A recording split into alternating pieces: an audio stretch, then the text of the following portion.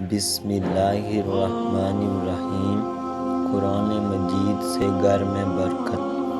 سید ابو ہریرہ رضی اللہ تعالیٰ عنہ کہا کرتے تھے کہ قرآن پڑھنے کی وجہ سے گھر اپنے رہنے والوں کے لیے کشادہ ہو جاتا ہے۔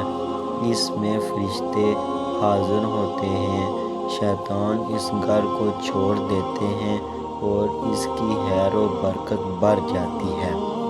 اور قرآن نہ پڑھنے کی وجہ سے گھر اپنے رہنے والوں کے لیے تنگ ہو جاتا ہے، فرشتے اس کو چھوڑ دیتے ہیں، شیطان اس میں بسیرا کر لیتے ہیں اور اس کی خیر و برکت کم ہو جاتی ہے۔ فیضان گلہار شریف، کوٹلی آزاد کشمیر۔